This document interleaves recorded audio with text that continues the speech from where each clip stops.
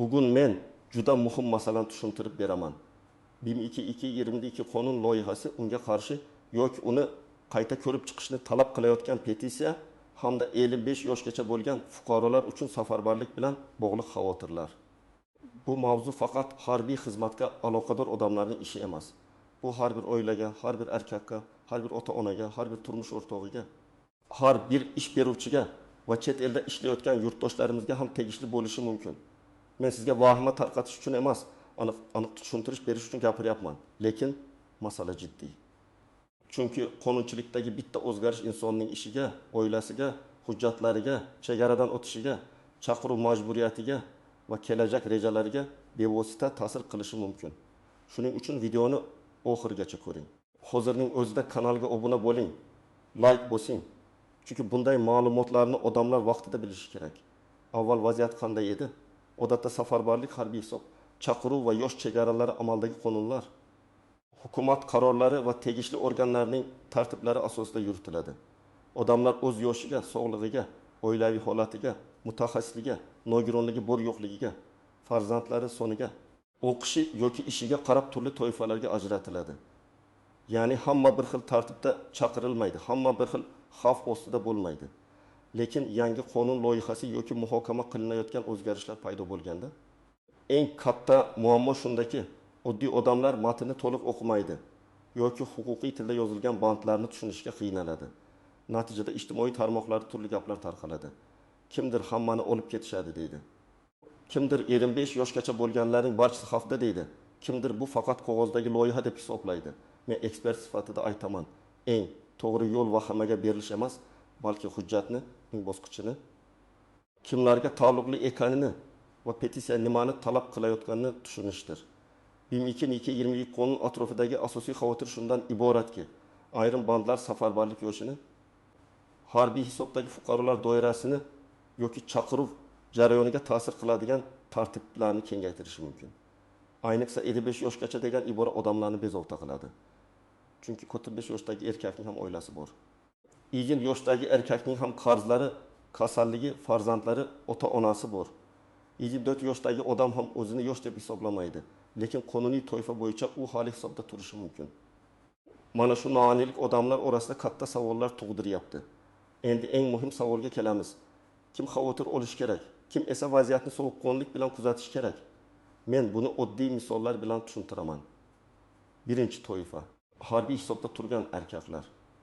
Agar siz oldin harbiy xizmatni o'tagan bo'lsangiz, harbiy bilet olgan bo'lsangiz, zaxirada tursangiz yoki sizning ma'lumotlaringiz harbiy komissariyat tizimida bo'lsa, qonundagi har qanday o'zgarish sizga tegishi mumkin. Masalan, 38 yoshli erkak bor. U ilgari xizmat qilgan, hozir 3 farzandning otasi qurilishda ishlaydi. U o'zini oddiy fuqaro deb o'ylaydi. Lekin hujjat bo'yicha zaxiradagi mutaxassis bo'lishi mumkin. Agar safarbarlik bo'yicha tartiblar kengaysa, unga birinchi navbatda xabarnoma kelishi ehtimoli boshqalarga qaraganda yuqoriroq bo'ladi. Ikkinchi toifa, harbiy mutaxassisligi bor odamlar. Masalan, haydovchi, mexanik, aloqa bo'yicha mutaxassis, tibbiyot xodimi, muhandis, logistika bilan shug'ullanuvchi shaxs. Safarbarlik faqat qurol ushlaydigan odamlar haqida emas. Davlatga transport, ta'mirlash, aloqa, tibbiyot, oziq-ovqat ta'minoti, muhandislik, qurilish va texnik xizmat kabi yo'nalishlarda ham odamlar kerak bo'lishi mumkin. Shuning uchun garib 2 yoshli tajribali yuk mashinasi haydovchisi yoki garib 7 yoshli feldsher ham oddiy ofis ishchisiga nisbatan boshqacha toifada ko'rilishi mumkin. Uchinchi toifa yoshi ehrimga yaqinlashgan. Lekin hali mehnatga layoqatli deb qaraladigan erkaklar. Ko'pchilik yoshdan keyin meni hech kim chaqirmaydi deb o'ylaydi. Lekin agar qonun 25 yoshgacha bo'lgan chegarani nazarda tutsa, bu fikr noto'g'ri bo'lishi mumkin. Misol uchun 13 yoshli erkak bor. U 2 farzandini uylantirgan, lekin uyida nogiron rafiqasi bor. U sog'lig'i sababli og'ir xizmatga yaramasligi mumkin, lekin buni faqat og'zaki aytish yetmaydi. Uning tibbiy hujjatlari, tashxislari, komissiya xulosalari bo'lishi kerak. Aks holda tizim uni oddiy hisobdagi fuqaro sifatida ko'rishi mumkin. 4-toifa, chet elda ishlayotganlar. Ko'p yurtdoshlarimiz boshqa davlatlarda mehnat qiladi. Ular o'ylashi mumkin. Men chetdaman, menga taalluqli emas. Lekin huquqiy jihatdan masala boshqacha. Agar fuqaro harbiy hisobda turgan bo'lsa, unga nisbatan majburiyatlar saqlanib qolishi mumkin. Masalan, 35 yoshli erkak Polshada ishlayapti. Uning ro'yxati eski yashash joyida turibdi. Harbiy hisob bo'yicha ma'lumotlari yangilanmagan. Agar tizim yangilansa yoki xabarnoma yuborilsa, u buni vaqtida bilmasligi mumkin. Keyin chegaradan o'tishda hujjat yangilashda yoki konsullik ishlarida savollar tug'ilishi ehtimoli bor. Endi kim kamroq xavotir olishi mumkin? Birinchidan, qonunda aniq istisno qilingan shaxslar bo'lsa, ular o'z maqomini hujjat bilan tasdiqlash kerak.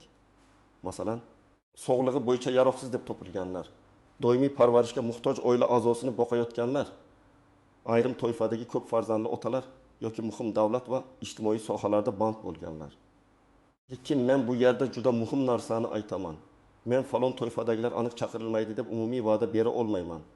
Chunki har bir davlatda, har bir qonunda va har bir bandda istisnolar alohida yoziladi. Sizning haqiqiy himoyangiz gap so'z emas, hujjatdir. Misol keltiraman. Ikki erkakning ikkalasi ham 26 yoshda. Birinchisi sog'lom xizmat qilgan, haydovchilik tajribasi bor, farzandlar katta. Ikkinchisi esa yurak kasalligi bo'yicha doimiy davolanadi. 3 nafar voyaga yetmagan farzandi bor va uyida parvarishga muhtoj onasi yashaydi. Yoshi bir xil bo'lsa ham, huquqiy holati bir xil emas. Shuning uchun bitta videoni ko'rib, hamma o'ziga bir xil xulosa chiqarishi xato bo'ladi. Birinchi nozik nuqta, qonun loyihasi bilan kuchga kirgan qonun bir xil narsa emas.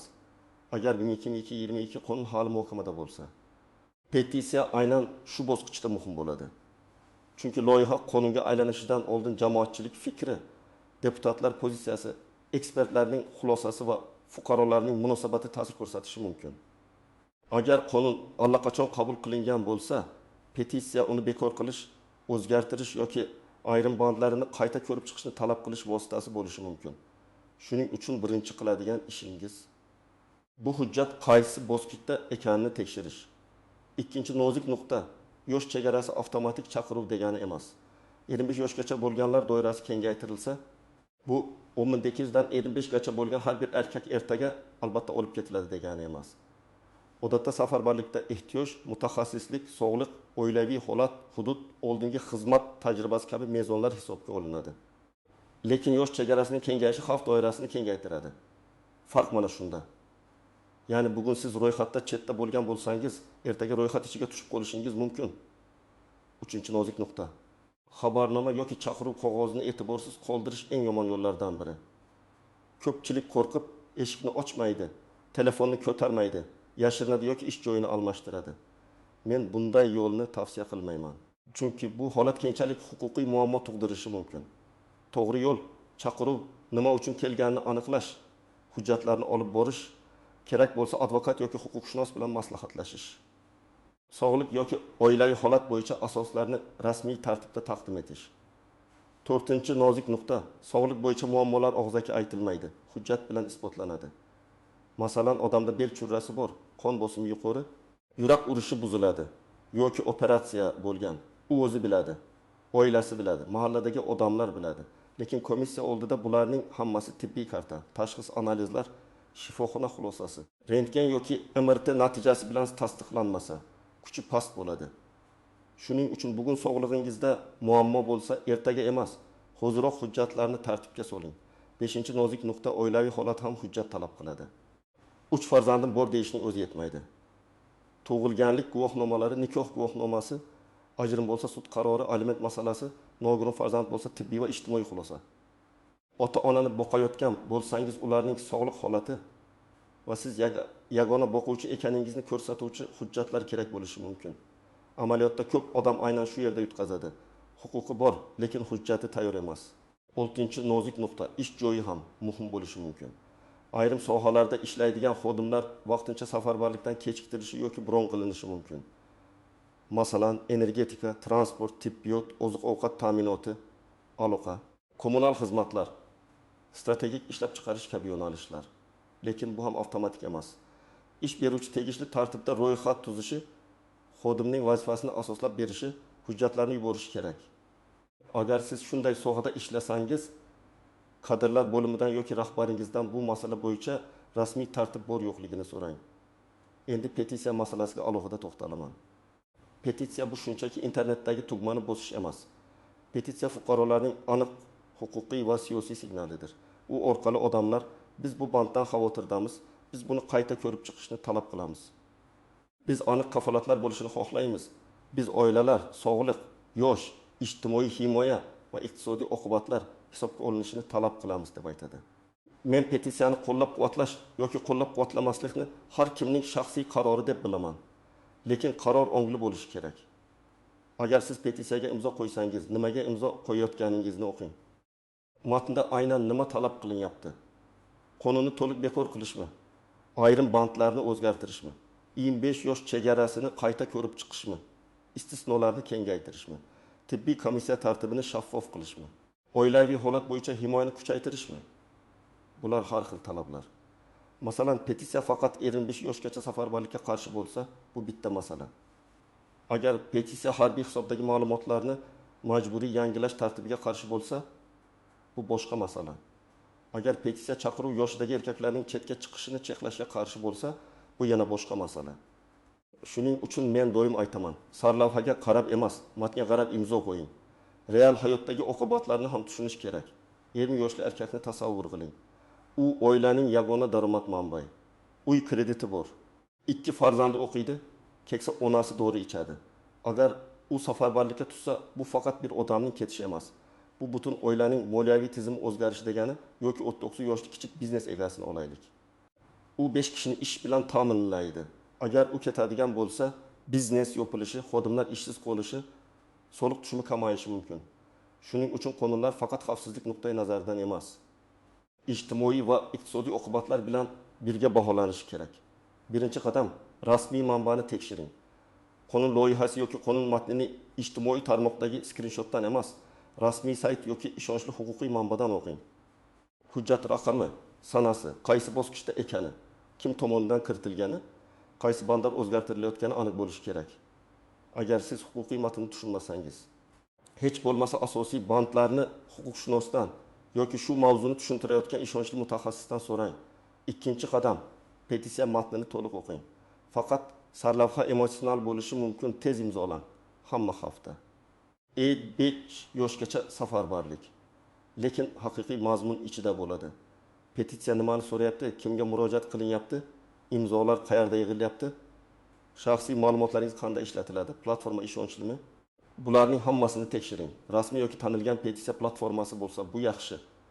Noma'lum havola bo'lsa, pasport raqami, bank kartasi, SMS kod kabi ma'lumotlarni hech qachon kiritmang. 3-qadam. Harbiy hisobdagi holatingizni aniqlang. Siz qayerda ro'yxatdasiz? Harbiy biletingiz bormi?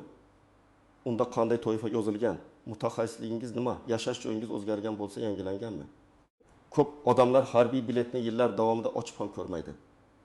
Lekin aynan o'sha hujjatda sizning hozirgi huquqiy holatingizga ta'sir qiladigan yozuvlar bo'lishi mumkin. 4-qadam, sog'liq hujjatlarini tartibga soling. Agar surunkali kasalliklaringiz bo'lsa, poliklinikadagi kartangizni yangilang, zarur tekshiruvlardan o'ting, shifokor xulosalarini oling. Eski tashxislar, davolanish tarixlari, operatsiya hujjatlari, dori-darmon retseptlari. Nogironlik bo'yicha hujjatlar bitta papkada tursin. Bu faqat safarbarlik uchun emas, umuman hayot uchun ham kerak. 5-qadam, oilaviy hujjatlarni tayyorlang. Farzandlarning tug'ilganlik guvohnomalari, nikoh hujjati, ota-onangizning sog'liq holati bo'yicha ma'lumotlar, nogironlik hujjatlari, parvarish zarurati haqidagi xulosalar, yagona boquvchi ekaningizni ko'rsatadigan dalillarni tayyorlab qo'ying. Agar siz uyda yagona ishlaydigan odam bo'lsangiz, ish joyidan ma'lumotnoma, daromad hujjatlari va oila tarkibi haqida ma'lumot kerak bo'lishi mumkin. 6-qadam, ish beruvchingiz bilan gaplashing. Agar siz strategik yoki muhim sohada ishlasangiz, tashkilotingizda safarbarlik bo'yicha bron qilish yoki xodimlarni ro'yxatga kiritish tartibi bormi, so'rang. Bu savoliyat emas, bu huquqiy xavfsizlik masalasi.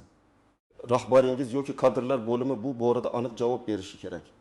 7-qadam, chaqiruv qog'ozi kelsa, hissiyot bilan emas, tartib bilan harakat qiling.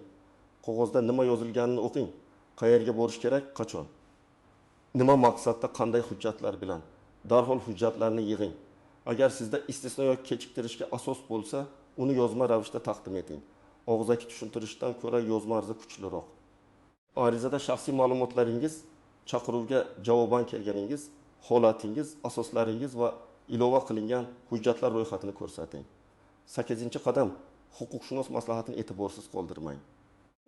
Ayniqsa sizda murakkab holat bo'lsa, chet eldasiz, hujjatlaringiz eski, sog'lig'ingizda jiddiy muammo bor, chaqiruvni noqonuniy deb o'ylaysiz, oilangizda parvarishga muhtoj inson bor yoki ish joyingiz biron masalasini hal qilmayapti. Bunday vaziyatda internetdagi umumiy maslahat yetmaydi. Sizga aynan sizning hujjatlaringiz bo'yicha maslahat kerak. 9-qadam, fikringizni qonuniy yo'l bilan bildiring. Petitsiyaga imzo qo'yish, deputatlarga murojaat yuborish, rasmiy qabulxonalarga yozish, jamoatchilik muhokamalarida qatnashish, ekspertlardan izoh so'rash, bularning hammasi qonuniy fuqarolik pozitsiyasidir. Lekin haqorat, tahdid, yolg'on xabar tarqatish, tasdiqlanmagan vahimli ma'lumotlarni ulashish zarar keltiradi. Bizning maqsadimiz shovqin qilish emas, masalani aniq, huquqiy va natijali ko'tarish bo'lishi kerak. 10-qadam, oilangiz bilan ochiq gaplashing. Ko'p erkaklar bunday mavzuni uyda muhokama qilmaydi. Chunki o'yla xavotirga tushishni istamaydi. Lekin noanilik yanada ko'proq qo'rquv tug'diradi. Rafiqangiz, ota-onangiz, katta farzandlaringiz bilan hujjatlar qayerda turgani, qanday majburiyatlar borligi, qanday rejalar qilish kerakligi haqida gaplashing. Bu vahima emas, mas'uliyat. Men ko'p uchraydigan xatolarni ham aytib o'taman. Birinchi xato faqat Telegramdagi bitta postga ishonish. Ikkinchi xato men yoshman yoki men qariman, menga tegmaydi deb o'ylash. Uchinchi xato sog'liq muammolarini hujjatsiz qoldirish. To'rtinchi xato chaqiruv qog'ozidan qochish. Beshinchi xato petitsiya havolasiga shaxsiy ma'lumotlarni tekshirmasdan kiritish. Oltinchi xato qonuniy maslahat o'rniga tanish-bilish gapiga ishonish. Yana bir muhim jihat bor. Ba'zan odamlar ikki chekkaga ketadi. Bir guruh hammasi yolg'on, hech narsa bo'lmaydi deydi. Ikkinchi guruh esa ertaga hammani olib ketishadi deydi. Men esa sizga uchinchi, eng to'g'ri yo'lni taklif qilaman. Hujjatni tekshiring, o'z toifangizni aniqlang, huquqlaringizni biling. Petitsiya matnini o'qing, kerakli hujjatlarni tayyorlang va qonuniy pozitsiyangizni bildiring. Mana shu yondashuv odamni ham vahimadan, ham beparvolikdan himoya qiladi. 5 yoshgacha degan masala alohida ehtiyotkorlikni talab qiladi. Chunki yosh chegarasi kengayganda jamiyatdagi juda katta qatlam qamrab olinadi. Bu yoshdagi odamlar ko'pincha oila boshlig'i, tajribali mutaxassis, biznes egasi, ota-onasini boqayotgan farzand yoki voyaga yetmagan bolalarning otasi bo'ladi. Shuning uchun bunday qonunchilik o'zgarishlari shaffof tushuntirilishi, istisnolar aniq yozilishi, tibbiy va oilaviy mezonlar adolatli ishlashi, fuqarolar esa o'z huquqini himoya qilish imkoniga ega bo'lishi kerak. Bugun men sizga 1002/2002 qonun atrofidagi eng muhim masalalarni tushuntirdim. Avval tartib qanday bo'lgani, nima o'zgarishi mumkinligi, 55 yoshgacha bo'lgan fuqarolar uchun xavotir nimada ekani, kimlar ko'proq e'tiborli bo'lishi kerakligi, kimlar hujjatlarni tayyorlashi zarurligi va petitsiyani imzolashdan oldin nimalarni tekshirish kerakligi. Mening asosiy tavsiyam shunday: vahimaga tushmang, lekin beparvo ham bo'lmang. Rasmiy matnni tekshiring, petitsiyani o'qing, hujjatlaringizni tartibga soling, sog'liq va oilaviy holatingizni isbotlaydigan dalillarni tayyorlang. Kerak bo'lsa, huquqshunos bilan maslahatlashing. Agar petitsiya talablariga qo'shsangiz, qonuniy tartibda imzo qo'ying va boshqalarga ham matnni tushuntirib bering. Sizning fikringiz juda muhim. Kommentariyada yozing. Siz 1002/2022 qonun bo'yicha nimadan xavotirdasiz? 25 yoshgacha safarbarlik masalasiga qanday qaraysiz? Petitsiyani imzoladingizmi yoki avval matnni chuqurroq o'rganmoqchimisiz? Videoga like bosing, kanalga obuna bo'ling va bu ma'lumotni yaqinlaringizga yuboring. Chunki bunday masalada vaqtida xabardor bo'lish har bir oilaning manfaatiga xizmat qiladi.